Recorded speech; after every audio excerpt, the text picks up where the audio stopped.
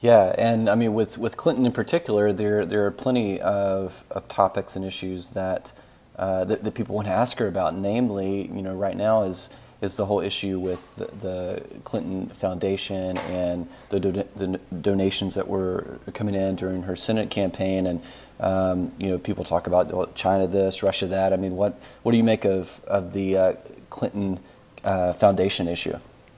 Well, there is no question that these guys are influence peddlers.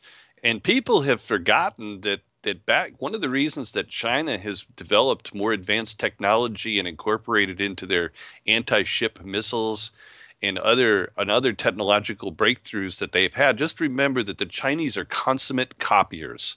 They haven't had anything original since gunpowder. I'm just saying.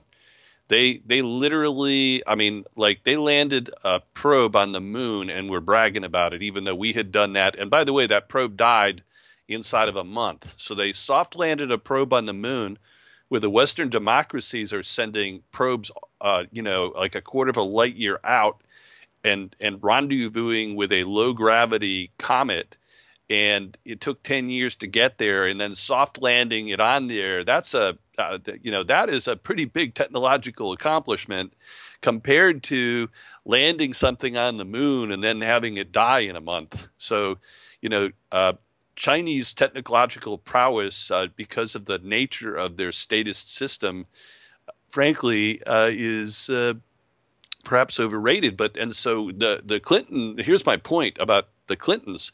But you might remember, maybe you don't. You're kind of young. But when Clinton was president, he got in trouble, and he ended up in impeachment proceedings over sex issues.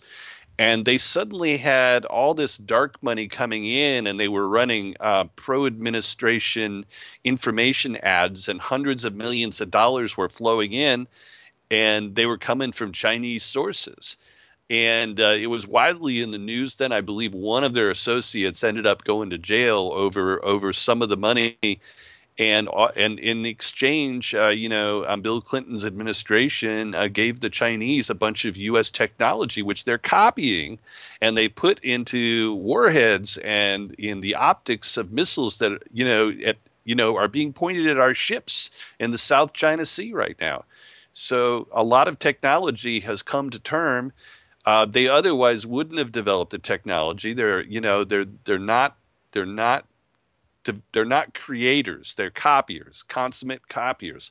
So the fact that early on in the Clinton administration, just to get the ads to get them through impeachment, and all these soft money ads, which you don't have to disclose any information, so it's all really dark money, and it came in from Chinese sources. And so they used influence peddling, and if a U.S. ship is ever hit by Chinese technology in the South China Sea, you can thank the Clinton administration for giving them that technology. It was a huge mistake to do that, because they wouldn't have been able to do it very easily on their own. They're not creators of new technology. They have to copy others. So that's what I believe. Yeah.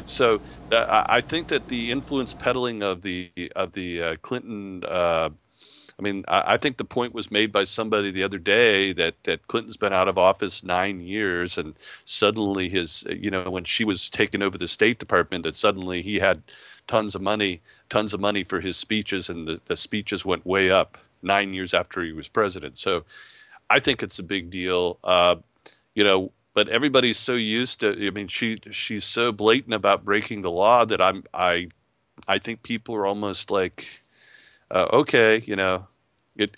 I think that if Bill Clinton had axe murdered a call girl on the east lawn of the White House, it would have been so what. And so it's really hard to picture this ever catching up with Hillary. She does appear to be very successful at operating above the law. It costs her, but it never. There's never the smoking gun. I've noticed that there's a lot of things going on with Hillary, where the Obama administration. If you look at the pattern of things, it's always like kind of separated, so you can't quite put the two together. But like Loretta Lynch, the Attorney General, meets Bill Clinton at an airport, and what nobody asked that I'm aware of was, The FBI cleared off the tarmac, not the Secret Service, the FBI. Now, why? Somebody needs to ask Comey who gave that order so that these two people could talk about the Clinton administration, Clinton Foundation, perhaps. Nobody really knows, but who gave the orders to the FBI to clear the tarmac between the two planes? Who? I'd like to know the answer to that question. Maybe somebody can answer that question for me, but I'm not seeing any answers right now. So Right. there's a lot of stuff that's going on, and then a week later, Hillary's off the hook with Comey. Comey exonerates her, doesn't talk about the Clinton administration or the Clinton Foundation. Very, very convenient stuff. Very, very convenient.